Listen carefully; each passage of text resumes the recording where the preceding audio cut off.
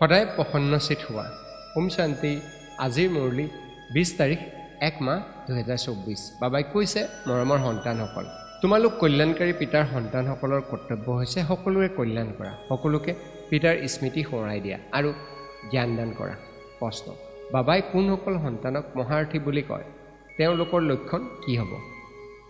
উত্তৰ, যিসকলে ভালদৰে পঢ়ে আৰু পঢ়ায়, যাৰ ওপৰত সদায় বৃহস্পতিৰ দশা চলি থাকে, যিসকলে সদায় নিজৰ আৰু সকলোৰে উন্নতিৰ চিন্তা কৰে, যিসকলে সৰ্বতোপ্ৰকাৰে যজ্ঞৰ সেৱা কৰে, যিসকলে বাবাৰ কাৰ্যত সহযোগী হয়, তেওঁলোক হৈছে মহাৰ্থী। এনেকুৱা মহাৰ্থী সন্তানসকলক বাবাই কয়, এয়া মোৰ সুসন্তান।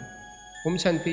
ধাৰণাৰ বাবে মুখ্য সাৰ। 1, ভোজন গ্ৰহণ কৰোঁতে ইজনে সিজনক পিতাৰ স্মৃতি সোঁৱৰাই দিয়া। স্মৃতিত থাকি ভোজন খোৱা। একমাত্ৰ শিৱ বাবাৰ প্ৰতিহে সঁচা স্নেহ ৰাখিব লাগে। 2, সৰ্বতোপ্ৰকাৰৰ যজ্ঞৰ সেৱা কৰিব লাগে। পিতাৰ পৰা সহায়কাৰী হ'ব লাগে।